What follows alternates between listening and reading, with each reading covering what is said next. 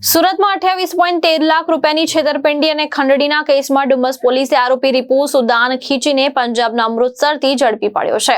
ફરિયાદીને ઉચ્ચ વળતરની લાલચ આપી ધંધામાં રોકાણ કરાવ્યા બાદ નુકસાન કરાવી જાનથી મારી નાખવાની ધમકી આપી ખંડણી માંગી હોવાનો આરોપ છે। ગૂગલ પે મારફતે 28.13 લાખ રૂપિયા પડાવી આરોપી ફરાર થઈ ગયો હતો। ડુમસ પોલીસમાં ફરિયાદ નોંધાયા બાદ પોલીસે તપાસ હાથ ધરી પંજાબના અમૃતસરથી રીપુ સુદાન ખીચને ઝડપી પાડ્યો હતો।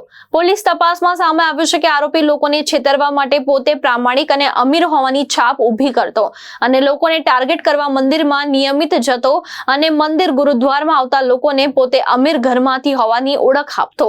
મોંઘી લક્ઝરી કારમાં ફરતો અને મોંઘી હોટલ કાફેમાં આવતો જતો હોવાનો દેખાવ કરતો। લોકો સાથે ધાર્મિક લાગણી અંગે વાતો કરી વિશ્વાસ અને ભરોસો સંપાદન કર્યા બાદ પોતાની સાથે ધંધામાં રોકાણ કરાવતો હતો।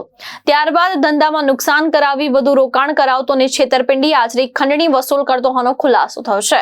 સમગ્ર મામલે ડુમસ પોલીસે વધુ તપાસ હાથ ધરી છે। ભાવેશ ઉપાધ્યાય, દ્રષ્ટિકોણ ન્યૂઝ, સુરત।